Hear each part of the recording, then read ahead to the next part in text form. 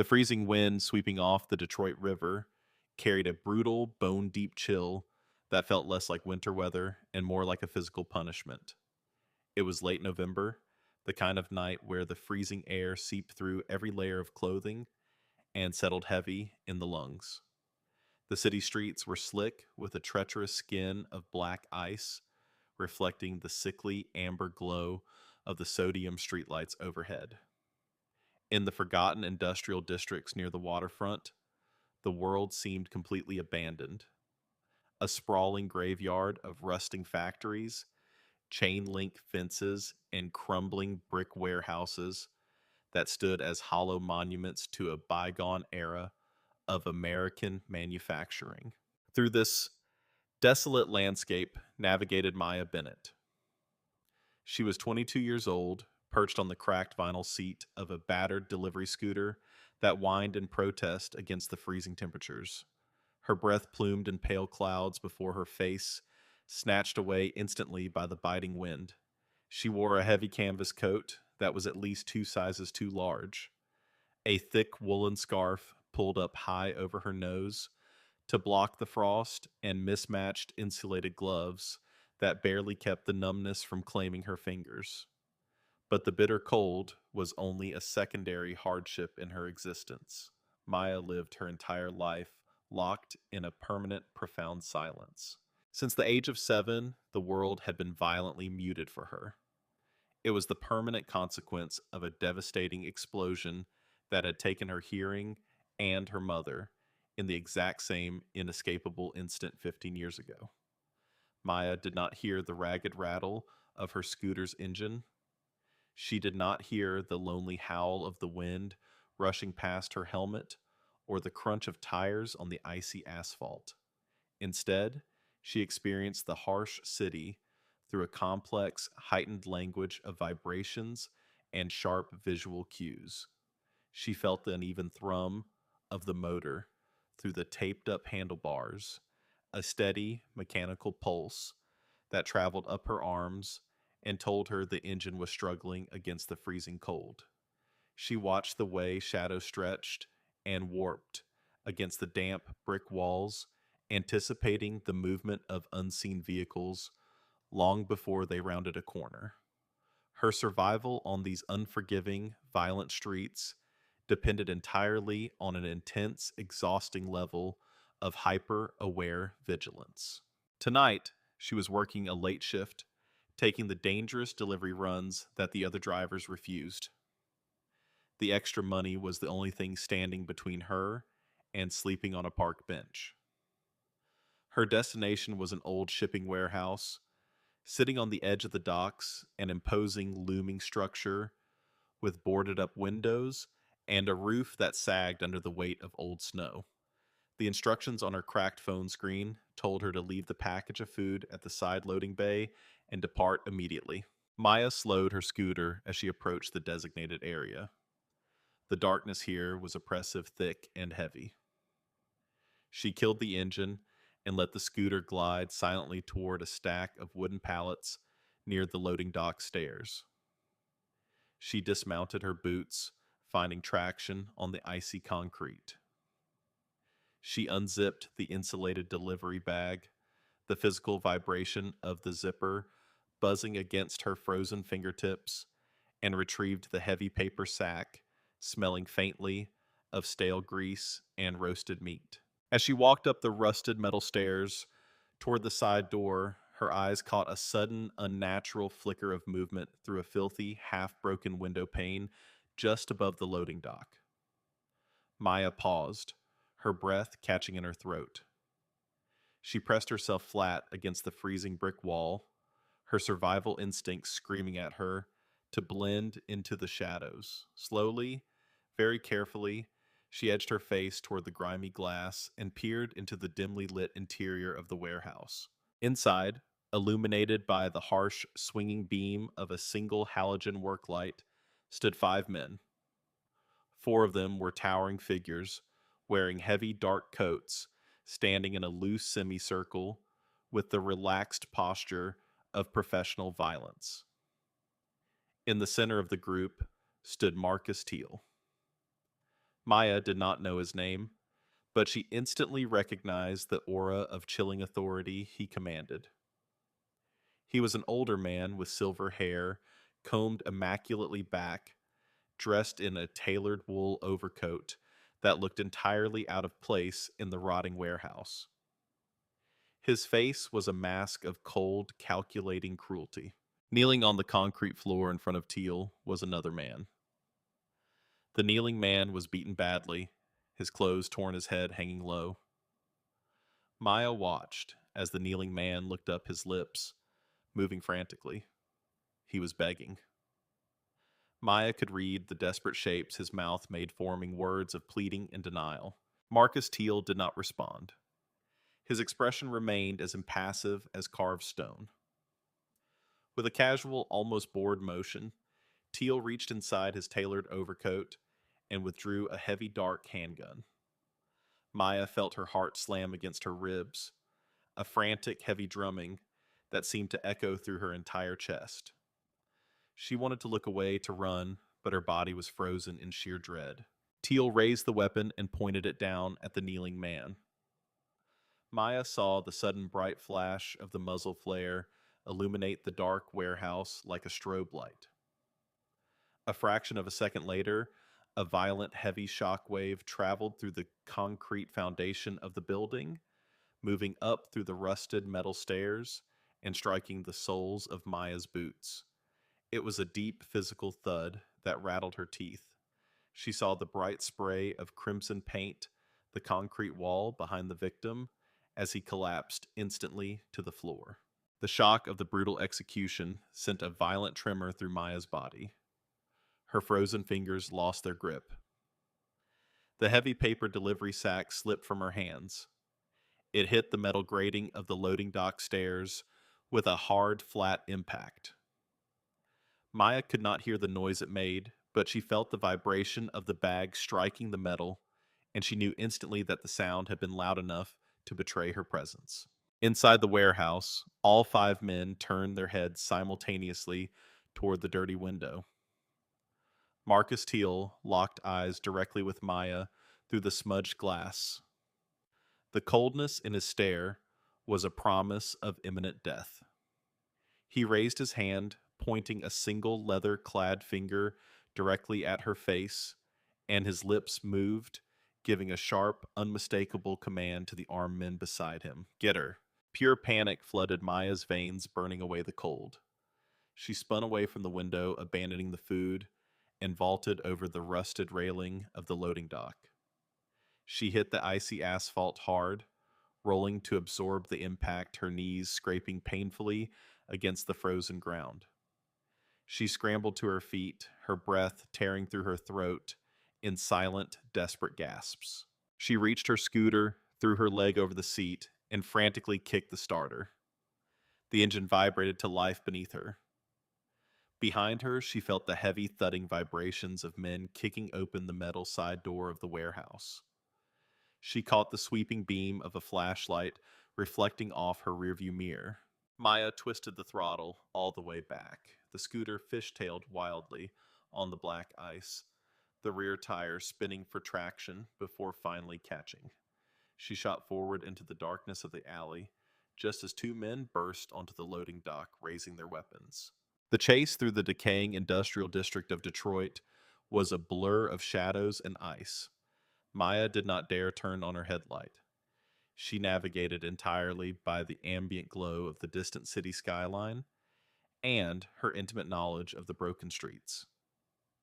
She turned sharply down a narrow, trash-filled corridor between 2 abandoned factories, her small scooter squeezing through a gap in a chain-link fence. After 10 agonizing minutes of reckless riding, she coasted under a dark concrete overpass, killing the engine and letting the scooter roll silently to a halt behind a colossal concrete pillar.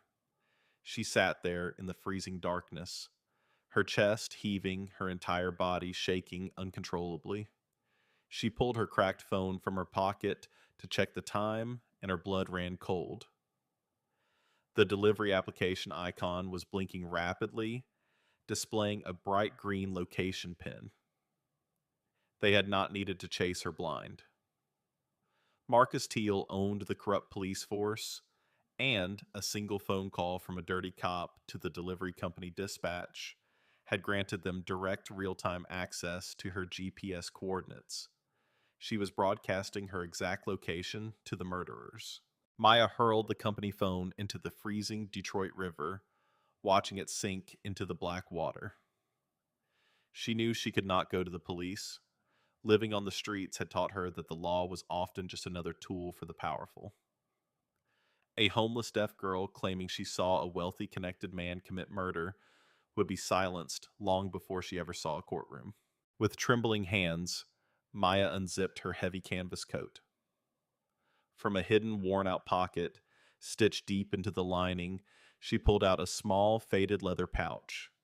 It was the only possession she cared about, the only inheritance she had ever received.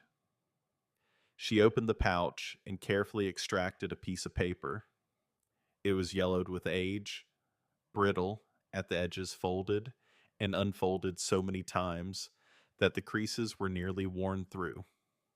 Maya held it up to catch the faint amber light filtering down from the street lamp above the overpass. Written on the paper, in her mother's elegant, hurried handwriting, were just 5 words: Hank Morrow, Iron Saints, Detroit. Maya stared at the words, letting the memory wash over her. She remembered sitting in the cramped, dark hallway of their old apartment, clutching her mother's hand. Her mother had pressed this exact piece of paper into Maya's small hand, looking deep into her eyes. Her mother's lips had moved, speaking words Maya could read perfectly. If anything happens to me, you find this man. He is the only one who can protect us. Then came the fire, the searing flash of light that consumed the apartment door, the concussive wave that had thrown Maya against the wall, shattering her eardrums and plunging her into a lifetime of profound silence. For 15 years, Maya had kept the paper hidden, learning to survive on her own, trusting no one. But tonight, hunted by men who would not hesitate to put a bullet in her head, she realized she had run out of options. Maya carefully folded the paper and placed it back into the leather pouch. She zipped her coat tight against the wind, restarted her scooter, and steered out from under the overpass, heading toward the only address she had left in the world. The clubhouse of the Iron Saints Motorcycle Club sat like a heavily fortified bunker on a desolate stretch of Cass Avenue. It was an imposing, windowless brick building painted entirely black, standing defiant amidst the urban decay. A heavy wrought iron fence surrounded the property, and a row of gleaming Harley-Davidson motorcycles sat parked in perfect alignment near the reinforced steel front doors. Maya parked her scooter across the street. She walked slowly across the icy asphalt, bypassing the imposing front gates, navigating toward a heavy steel side door near the alleyway. She stepped up to the door, raised her gloved fist, and pounded against the cold metal, striking it over and over, feeling the solid, heavy vibration of the impacts travel up her arm. Inside the clubhouse, the atmosphere was thick with the smell of stale beer, old leather, and cigarette smoke. At the center of the main room, seated around a scarred oak table, were the senior members of the Iron Saints. Hank Morrow sat at the head of the table.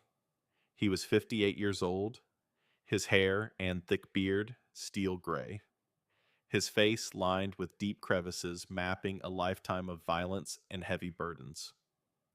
He commanded his chapter with a quiet, chilling stillness. Sitting with him were Wrench, the mechanic, Grip, the sergeant at arms, and Polly, the road captain. The rhythmic pounding echoed from the side door. Hank signaled to his men standing up from his heavy wooden chair. He walked across the concrete floor, reaching the steel door, unlatching the heavy deadbolt, and pulling it open. The bitter winter wind immediately rushed into the warm clubhouse. Hank looked down and saw a fragile figure standing in the freezing alleyway. Maya looked up at the towering man filling the doorway. He wore a faded, heavily patched leather cut over a flannel shirt. She reached into her pocket with trembling, scraped hands, pulling out a small notepad and a pen. She quickly wrote something on the paper, her fingers clumsy from the frostbite, and held it up for him to read. Hank narrowed his eyes, focusing on the blue ink. I cannot hear you. My name is Maya Bennett. I am Clara Bennett's daughter. They are going to kill me. Please help me. The air in Hank's lungs turned to solid ice. He stared at the paper, reading the words over and over again, refusing to believe what his eyes were seeing. Clara Bennett. For 15 long, agonizing years, that name had haunted his every waking moment. It was a permanent, crushing weight resting squarely on his chest. He looked away from the paper and stared deeply into the young woman's eyes. They were dark, steady, and filled with a profound sorrow. They were exactly her mother's eyes. Suddenly, Hank was transported back 15 years, looking at a beautiful, terrified woman named Clara. Clara had come to him begging for protection because she had witnessed Marcus Teal murder a rival. Hank, acting as a newly elected president, had made the cold, pragmatic decision to protect his club from federal scrutiny, telling Clara to walk away. 3 days later, Clara was dead murdered in an explosion designed to silence her forever. Hank had spent 15 years trying to track down her little girl, who had vanished into the broken foster care system. Until tonight. Hank felt a violent, agonizing twist of pure guilt. He reached out and gently pushed the notepad down. He looked directly at her face, ensuring she could see his lips clearly, and spoke with a slow, deliberate enunciation, projecting an unshakable certainty, telling her to come inside. Maya read his lips. She saw the profound shock in his eyes, followed instantly by a look of fierce, protective determination. She felt the warmth radiating from the open doorway, and her legs gave out. Hank caught her before she hit the frozen concrete, lifting her effortlessly and carrying her out of the bitter cold into the dim, smoky light of the Iron Saint sanctuary, kicking the heavy steel door shut behind them. Grip Wrench and Polly stood up from the oak table, instantly their faces masks of confusion and high alert. They watched their president gently place the shivering, exhausted young woman onto a worn leather sofa near the corner radiator. Hank ordered them to get her a blanket and hot coffee. Wrench moved, immediately draping a heavy wool blanket over Maya's trembling shoulders. Polly hurried toward the small kitchen area. Grip asked cautiously who she was and what was going on. Hank stood over Maya, watching her pull the blanket tight against her chin.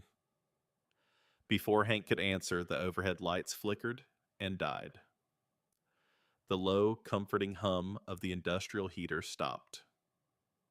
The sudden absence of power plunged the windowless building into a thick, suffocating darkness.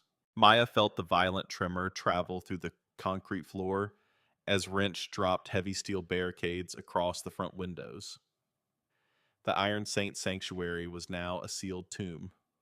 Slowly, the ambient glow from the emergency exit signs cast a faint, sickly red hue across the room. Hank approached a narrow, reinforced observation slit cut into the heavy steel of the front door, peering out into the freezing Detroit night. Outside on Cass Avenue, the situation was far worse than a simple gang dispute. Hank watched as 3 matte black SUVs rolled to a silent halt, forming a barricade across the street. The vehicles belonged to Marcus Teal. But it was the vehicles parked behind them that made Hank's blood run cold. 2 Detroit Police Department cruisers pulled up their light bars, completely dark, their sirens silent. Hank watched as Lieutenant Vincent Holbrook stepped out of the lead cruiser, casually lighting a cigarette and walking over to shake hands with Marcus Teal. The law and the outlaws were standing shoulder to shoulder in the freezing snow. Hank slid the metal cover shut, turning to face his men illuminated by flickering candlelight. He explained exactly what he had just seen. Grip stepped forward, his face a mask of hard, pragmatic logic, stating that fighting Marcus Teal, while he had the full backing of the corrupt police, was the end of the Iron Saints. He suggested forcing the girl out into the alley to save the club. Hank did not yell. He closed the distance between himself and Grip, looking down at his oldest friend. He spoke in a low, gravelly whisper, describing the cold night 15 years ago when Clara Bennett stood in the exact same room begging for her life. He confessed his secret shame, declaring that if wearing the patch meant throwing a deaf orphan to a pack of corrupt cops, then the patch was worthless. He stated the girl was staying, and if the police wanted her, they would have to step over his dead body. Grip stared into Hank's eyes, seeing the immovable weight of a man seeking redemption, slowly lowering his head and nodding his submission. Maya watched the entire exchange from the edge of the candlelight. She could not hear a single syllable, but she read the aggressive posture of Grip and the towering, immovable resolve of Hank. She felt the heavy rhythmic vibrations of boots on concrete as the men returned to their defensive positions, accepting their grim fate. The siege settled into a nerve-wracking waiting game. The temperature plummeted. Maya sat on a wooden crate, wrapping her oversized coat tight. In the silence of her world, she relied on sight and vibration. She felt a frantic, uneven tapping, pulsing through the wooden floorboards near the eastern wall. She turned her head, slowly, spotting a young prospect pacing nervously in the shadows. He was facing the brick wall, holding his hand close to his mouth. Maya slid silently off the wooden crate, creeping closer, using the bulk of a broken jukebox for cover. She focused on his face, watching the rapid, terrified movement of his lips as he spoke into a small, two-way radio concealed inside his collar. She read the shapes his mouth formed, telling the enemies outside that the south wall vent was blind and promising to cut the interior lock when he heard the signal. A cold spike of adrenaline pierced Maya's chest. She abandoned her cover and sprinted across the open floor toward Hank, colliding with his chest. She grabbed her notepad and wrote furiously, shoving it directly into Hank's face, revealing the prospect's betrayal and the imminent attack through the south event. Hank read the words and moved with explosive violence, crossing the room and pinning the traitor aggressively against the brick wall. Hank crushed the hidden radio beneath his boot, preventing the breach and securing the club. Maya had just saved the lives of every man in the room. Seeking a distraction from the freezing air, Maya unzipped her canvas backpack, pulling out a small faded leather pouch. She emptied the contents onto her lap, revealing a heavy, archaic medical device, an old bulky hearing aid encased in thick beige plastic. It had belonged to her mother, kept simply as a tangible connection to the past. Wrench, walking past, noticed the old equipment. He squatted down beside her, the smell of motor oil radiating from his clothes. He pointed to the hearing aid, raising a questioning eyebrow. Maya handed it to him. Wrench turned it over, his eyes narrowing in the dim candlelight. As a master mechanic, he instantly realized the weight and balance were completely off. The internal components felt unnaturally dense. Wrench stood up, motioning for Maya to follow him to the wooden bar. He selected a tiny precision flathead screwdriver from his toolkit, positioning the old hearing aid under the brightest candle. With delicate movements, he inserted the tool into the microscopic seam of the plastic casing, applying gentle pressure. The plastic shell cracked open with a dry, sharp snap. Tucked deep inside a hollowed-out cavity beneath the receiver mechanism was a tiny square of black plastic wrapped securely in clear, waterproof tape. Wrench extracted it, peeling away the tape to reveal a micro SD memory card. E-memory. Polly retrieved a rugged offline military laptop, booting it up on the bar. The bright blue glow illuminated their faces. Wrench inserted the memory card, clicking open a folder containing a sprawling spreadsheet ledger and a compressed video file. Hank pointed to the video, and Wrench double-clicked it. The screen revealed a grainy, poorly lit recording from 15 years ago. Clara Bennett sat pale and terrified, looking directly into the lens. Maya gasped silently, tears instantly welling in her eyes, locking her gaze onto her mother's, lips translating every desperate word. Claire confessed she had worked as a bookkeeper for the Northgate Syndicate, witnessing Marcus Teal execute a rival. She explained she had secretly copied the master ledger, documenting every offshore bank account and weekly payoff to corrupt police officers, including Lieutenant Vincent Holbrook. Clara whispered a final message directed entirely at Maya, begging her to find a good man to help expose the monsters. The video ended freezing on Clara's desperate expression. The magnitude of the evidence settled over the hardened bikers. The ledger was the precise weapon needed to completely dismantle Marcus Teal's empire and send dozens of high-ranking police officers to federal prison. Hank Morrow stared at the glowing screen, realizing the corrupt officers waiting outside were not upholding the law, but protecting their illegal pensions. Hank closed the laptop screen, his guilt replaced by a cold, righteous fury. He looked at his men, telling them surviving the night was no longer the objective. They were going to take the evidence and the girl driving it straight down the throat of the federal authorities. The defense of the clubhouse was over.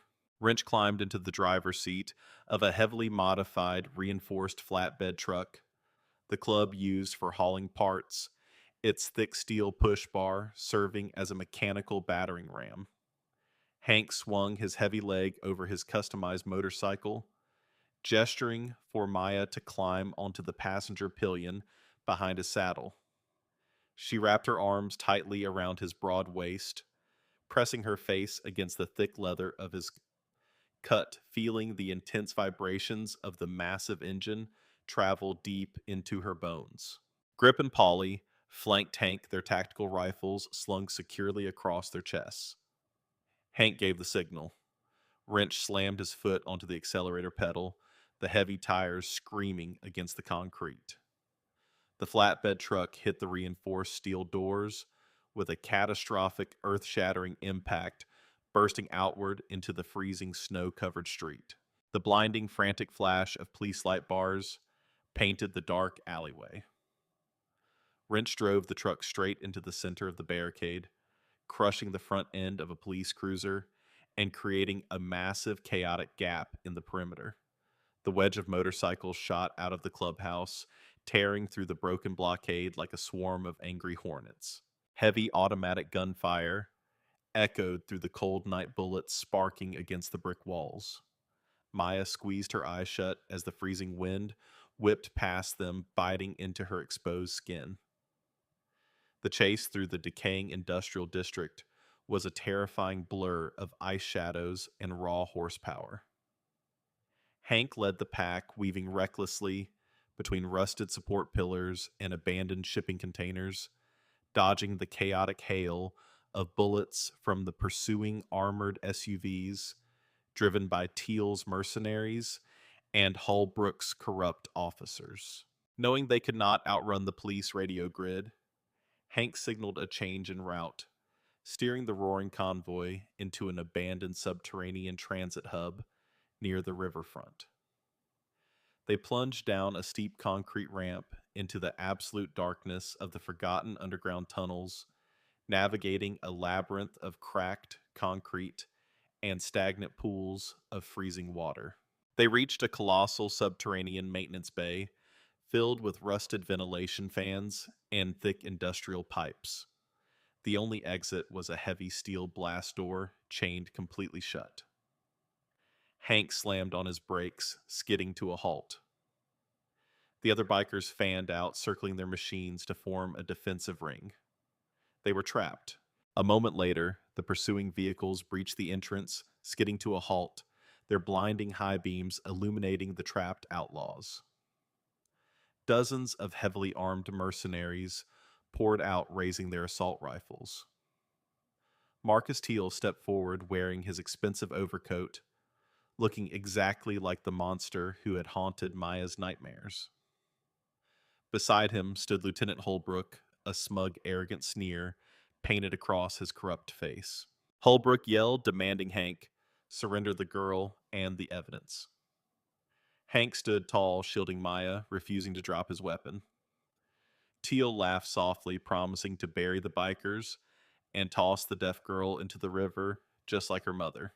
Maya watched their lips, reading the absolute arrogance of the murderers. She looked at the giant loyal bikers, ready to die for her. She refused to let them perish in this freezing concrete tomb. She slipped her hand into her pocket, gripping the memory card, and stepped out from behind Hank's protective shadow. She did not walk toward Teal. Her eyes traced the thick industrial pipes running along the ceiling, spotting a massive rusted control panel set into the concrete wall. Above the panel hung enormous red industrial klaxons, archaic warning systems powered by high-pressure steam designed to produce a frequency so violently loud it could penetrate heavy safety gear. To a hearing person, the sound would be skull-crushing agony. To Maya, it would be absolutely nothing. Maya sprinted towards the concrete wall, her boots slipping on the wet floor. Holbrook raised his pistol, but Maya reached the control panel, grabbing a discarded iron wrench and smashing the protective glass casing of the emergency override switch. She pulled the heavy red lever downward with all her strength, instantly smashing the brass valve regulating the steam line. A thick cloud of white steam erupted from the pipes, and the industrial klaxons roared to life. The acoustic shock wave was an ear-splitting high-frequency shriek vibrating violently within the enclosed concrete chamber. Every single hearing man in the room collapsed. The mercenaries dropped their rifles, clutching their bleeding ears in absolute screaming agony. Holbrook fell to his knees, riding on the wet concrete. Marcus Teal stumbled backward, clutching his head, his equilibrium entirely shattered. Hank and the Iron Saints, having seen Maya's desperate sprint, instantly dropped their weapons and covered their ears, pressing their heads tightly against their shoulders, mitigating the devastating sonic impact. Maya stood perfectly still in the center of the chaotic, blinding noise. She felt the violent vibrations shaking the floorboards, but her ruined ears registered zero pain. Her permanent silence was her invincible armor. She walked calmly through the writhing bodies, stepping past the incapacitated mercenaries. She reached the rusted turbine, picking up the heavy caliber revolver Hank had dropped. She walked back to the giant wounded biker, pressing the heavy steel weapon firmly into his calloused right hand. Hank opened his eyes, fighting through the blinding agony in his skull. He pulled himself up, bracing his weapon against his knee. He leveled the massive barrel directly at Marcus Teal's chest. Teal looked up, his eyes wide with sheer panicked realization, reaching desperately for his dropped weapon. Hank pulled the trigger, the heavy round striking the syndicate kingpin, dead center, ending his reign of terror instantly. Grip and Polly staggered to their feet, systematically disarming the incapacitated mercenaries before pushing the heavy red lever back up. The shrieking mechanical wail sputtered to a halt, leaving a heavy, ringing silence. Hank leaned heavily against his motorcycle, his chest heaving. Maya stood quietly holding the memory card, looking entirely unfazed by the chaos she had unleashed. With the blockade broken, the bikers rode out of the subterranean tunnels, reaching the sprawling plaza of the federal courthouse downtown. The heavy steel night drop box, used strictly by federal prosecutors, sat embedded in the solid stone foundation, monitored by secure federal cameras. Lieutenant Holbrook, who had staggered out of the tunnels in a desperate final pursuit, appeared on a rusted fire escape 3 stories above the plaza, raising a sniper rifle.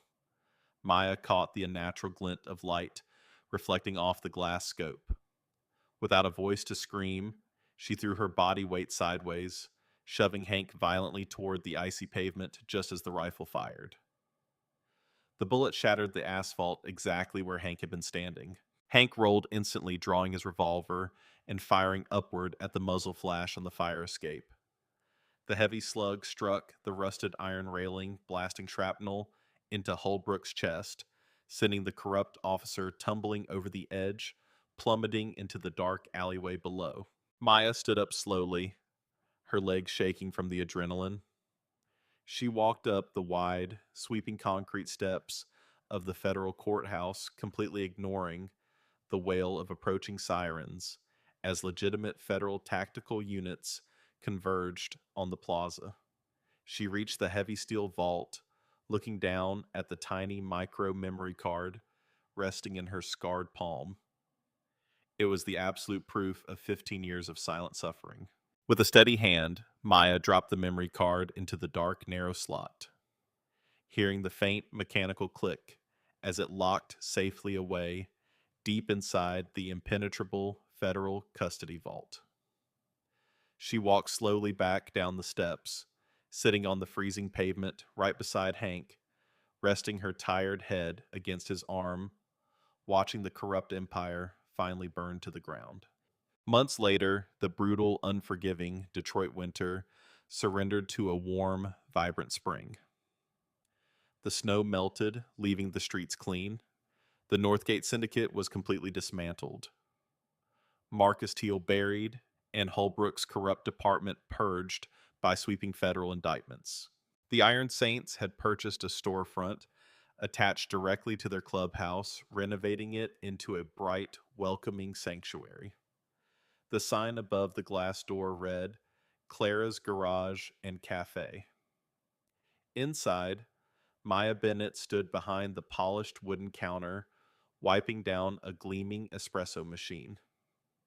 She was 23 years old, the haunted exhaustion completely gone from her bright, clear eyes. She wore a custom-tailored black leather vest, perfectly fitted to her frame. Stitched beautifully in silver thread across her shoulders were the words, Silent Sister. Hank Morrow sat at the corner bar stool, holding a steaming ceramic mug of dark coffee. He looked peaceful. The crushing burden of guilt completely vanished from his broad shoulders. Hank stood up, picking up a smooth wooden picture frame resting near his coffee. Inside was a photograph of Maya standing in the bright spring sunlight, laughing warmly in her leather vest. He walked slowly toward the painted brick memorial wall near the kitchen. For 15 years, Clara's picture had hung there, a constant, agonizing reminder of his greatest failure. But Clara's picture now sat safely on Maya's bedside table upstairs. Hank took a small nail, tapping it firmly into the mortar where the old picture used to be. He hung Maya's photograph carefully on the wall, taking a step back to look at it.